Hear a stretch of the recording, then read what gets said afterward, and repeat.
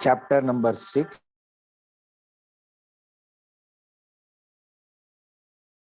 Unmute. Prabhuji, you need to unmute yourself. Chapter number 6. Om Shri Paramatmane Namaha. Atha Shashtodhyayaha. Shri Bhagavan Uvacha.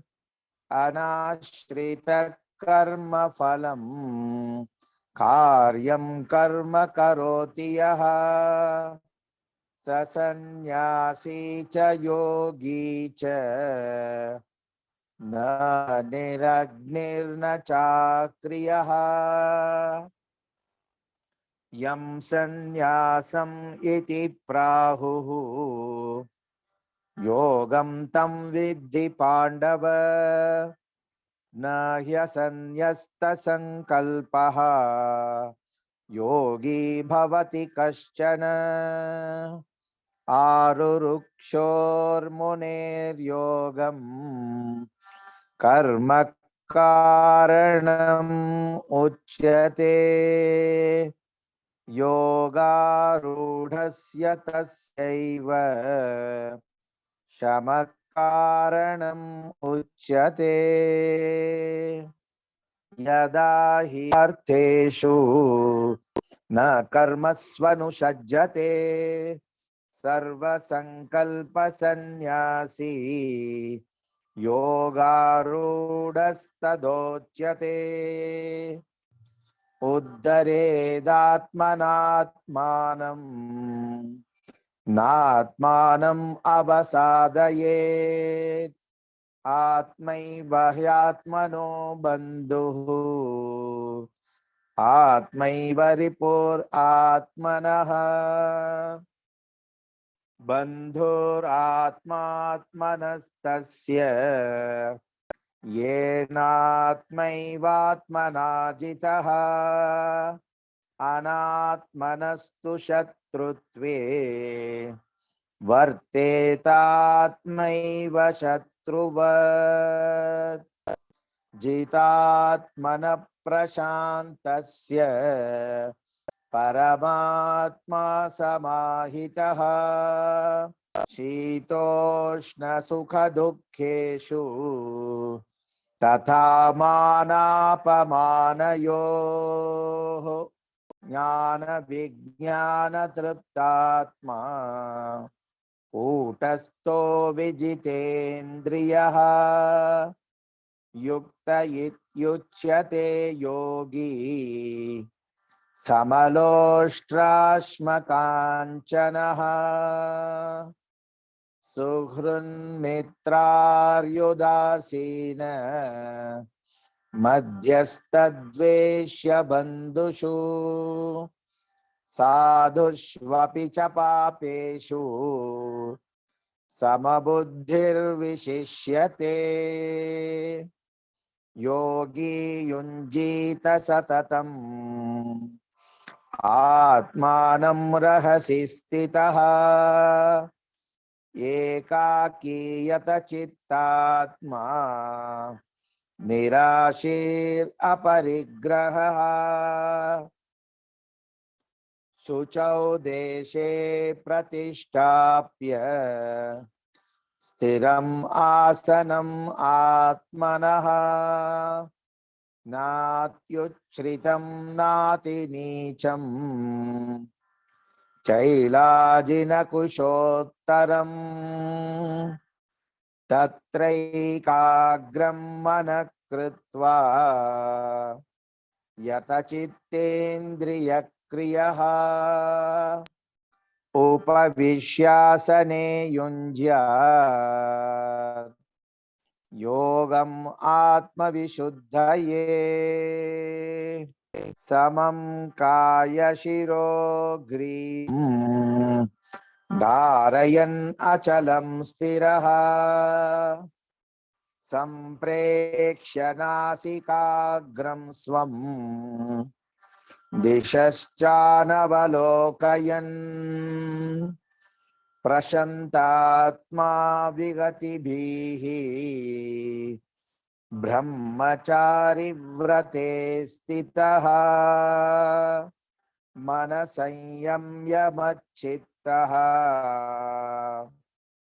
युक्त आसीत मत्परः युञ्जन्येवं सदात्मानं योगी नियतमानसः शान्तिं निर्वाणपरमां मत्संस्थाम् अधिगच्छति नात्यश्नतस्तु योगोऽस्ति न चैकान्तम् अनश्नतः न चाति स्वप्नशीलस्य जाग्रतो नैव चार्जुन युक्ताहारविहारस्य युक्तचेष्टस्य कर्मसु युक्तस्वप्नावबोधस्य योगो भवति दुःखः यदा विनियतं चित्तम् आत्मन्येवावतिष्ठते निःस्पृहः सर्वकामेभ्यः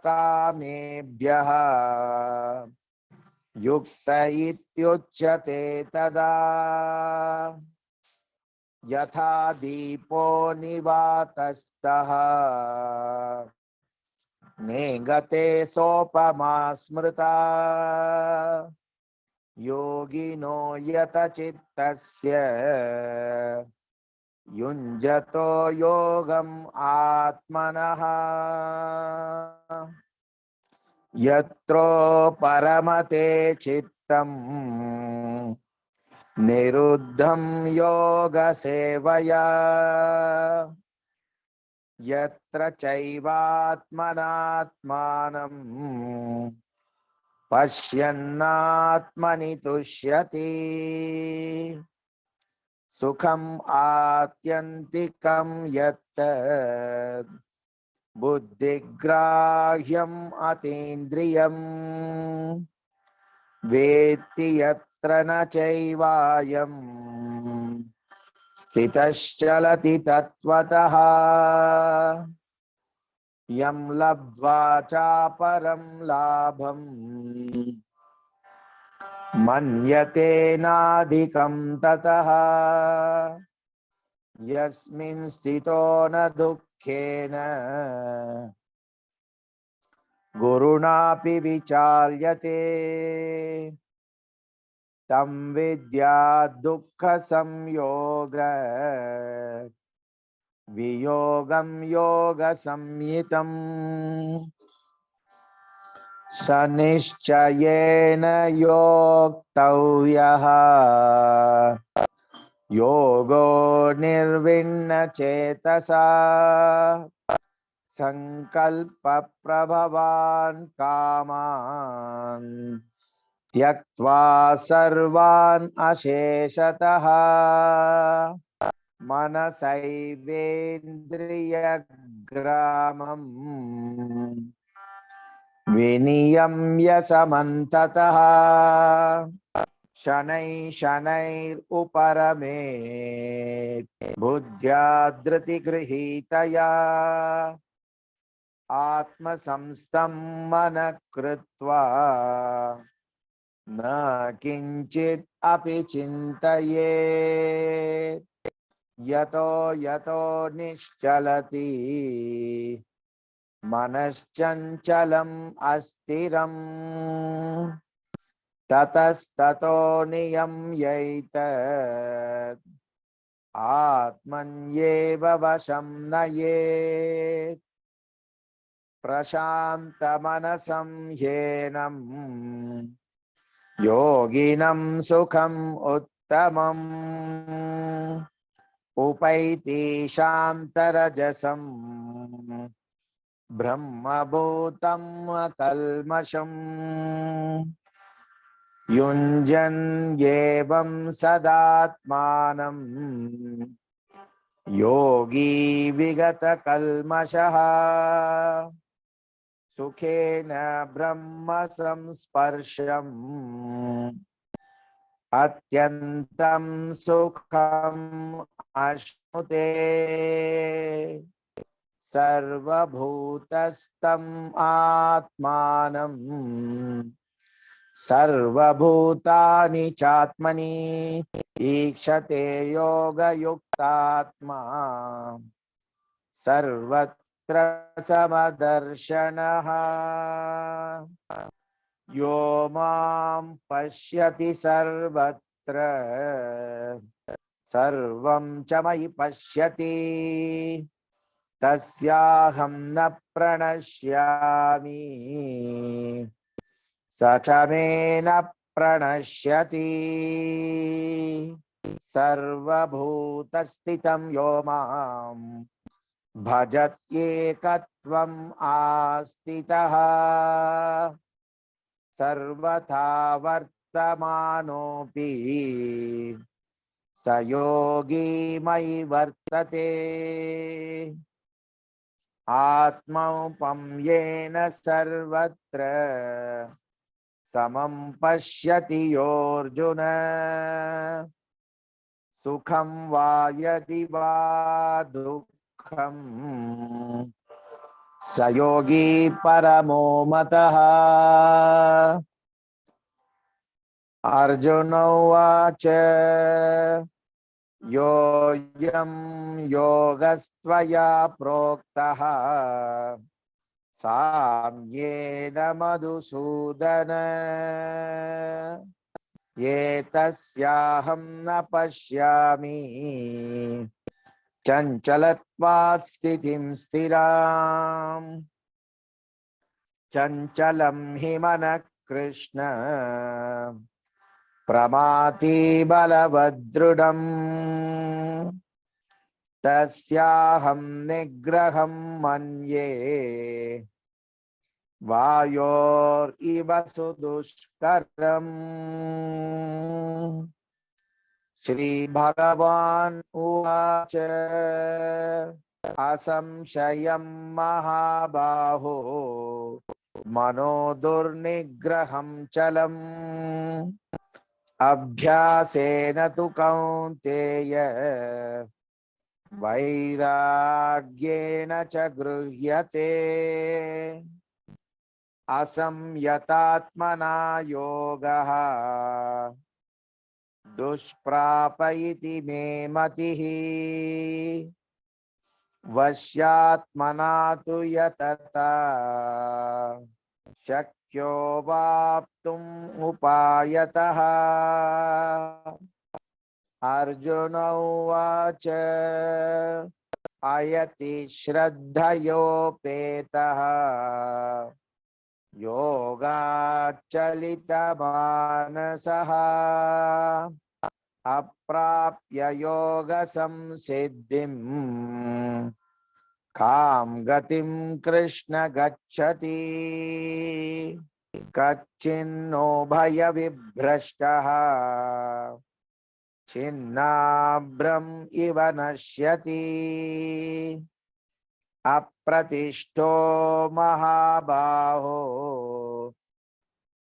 विमूढो ब्रह्मणः पथि एतन्मे संशयं कृष्ण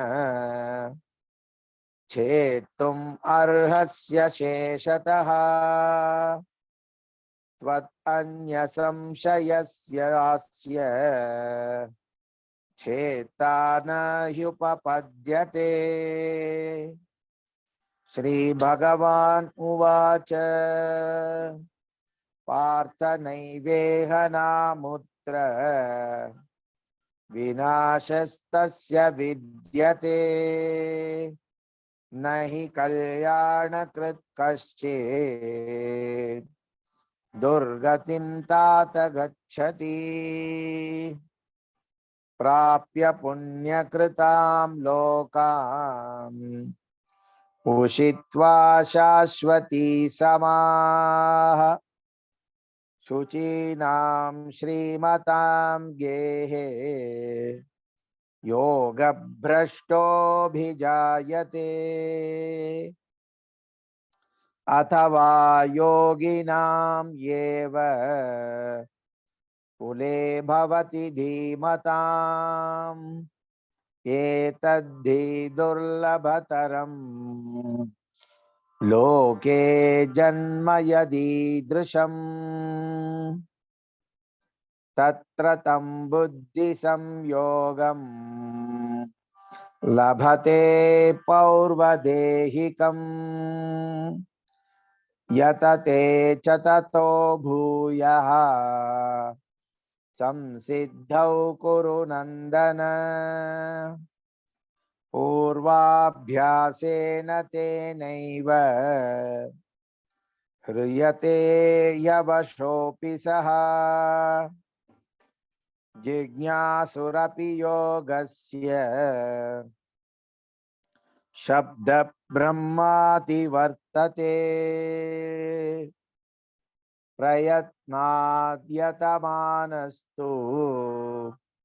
योगी संशुद्ध किल्बिषः अनेकजन्म संसिद्धः ततो याति परां गतिम् तपस्विभ्योऽधिको योगी ज्ञानिभ्योऽपि मतोऽधिकः कर्मिभ्यश्चाधिको योगी तस्माद्योगी भवार्जुन योगिनाम् अपि सर्वेषां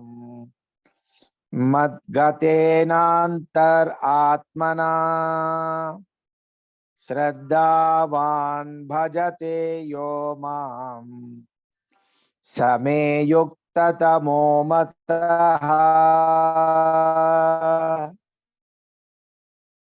ॐ तत्सत् इति श्रीमद्भगवद्गीतासु उपनिषत्सु ब्रह्मविद्यायां योगशास्त्रे श्रीकृष्ण अर्जुन संवादे आत्मसंयम योगो नाम षष्ठोऽध्यायः। हरे कृष्णा कृष्ण कृष्ण हरे हरे हरे राम राम राम हरे हरे।